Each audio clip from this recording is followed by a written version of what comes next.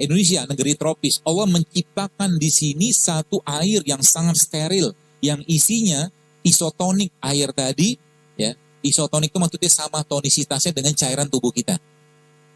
Ya, dan dia sangat steril. Air itu namanya apa?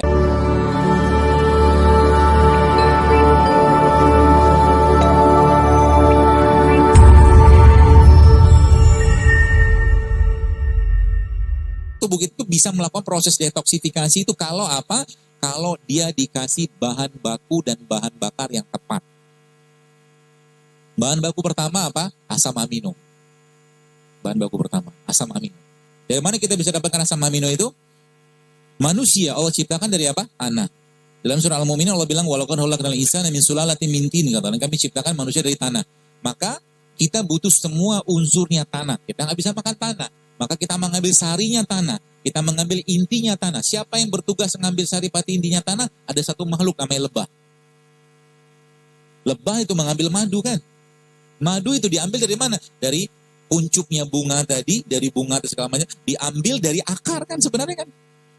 Jadi madu itu sari patinya tanah. Bahasa lainnya madu itu adalah ya komponen asam amino terbaiknya manusia itu ada pada madu. Gitu. Maka makan madu itu tiap hari. Gitu.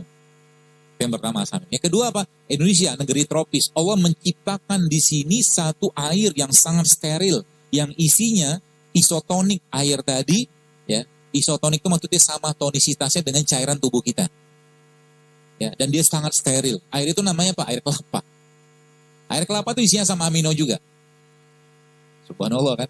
Jadi kalau kita udah ngerti Indonesia ini berlimpahnya luar biasa, subhanallah. Saya katakan, kadang-kadang kalau kita yang Bapak Ibu sempat Allah kasih rezeki luar negeri, bingung. Saya tuh pernah ke Jepang. Di Jepang tuh punya duit tapi nggak bisa makan. Ini babi, itu babi, semua babi. Ya, bahkan nasi pun mereka pakai mirin. Mirin tuh kayak araknya, supaya nasinya pulen. Dikasih mirin coba. Gitu. Akhirnya terpaksa lah waktu kapan hari ke Jepang beberapa tahun lagi itu kan saya bawa mie. Pergi ke restorannya, nggak berani juga pakai piringnya, karena piringnya campur sama babi-babian. Akhirnya saya makan mie tadi pakai gelas cangkir.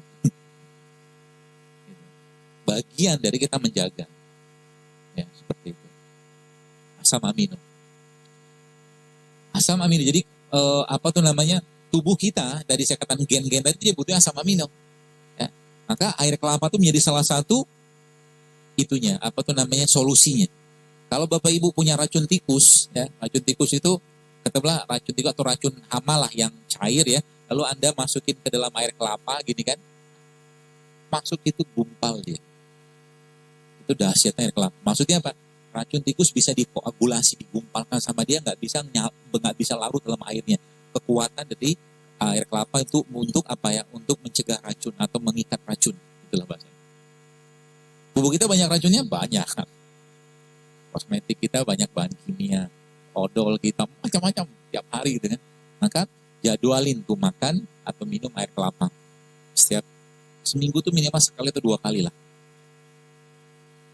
Setiap hari, yang kelapa muda atau kelapa tua tergantung usia Anda. Kalau Anda sudah tua, minum yang tua.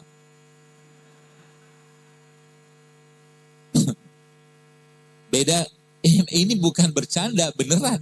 Karena kelapa tua sama kelapa muda beda kandungan nutriennya. Beda. Jadi kalau orang-orang dengan 50 tahun ke atas gitu kan, dia nggak butuh air kelapa yang detox, dia butuh nutrien-nutrien atau makronutriennya aja, kata guru saya gitu. Karena dia peneliti juga. Nah, termasuk orang-orang tua kayak begitu, air kelapanya diminum, santannya diminum. Santan itu sehat, asal jangan dipanaskan. Sehat. Maka ada namanya satu resep di daerah di pengobatan Ayurveda itu namanya golden turmeric latte. Golden turmeric latte. Santan, kasih jahe, kasih kunyit, kasih kurma. Enak banget. Serius. Dan lemak dia ada lemak yang sangat baik untuk jantung. Jadi nanti kalau ibu-ibu Anda misalkan meres santan, nah santannya tadi diperosnya pakai airnya, jangan pakai air biasa. Paham ya? Jadi meres santan itu pakai airnya. Terus santannya diapain? Jangan digodok, rusak dia. panasan pada santan kan rusak. Makanya Indonesia itu kan punya satu makanan yang santan dipanasin berulang-ulang tuh. Ada daging dikasih santan, panasin. Namanya apa? Bukan Pak Iban. Namanya rendang kan?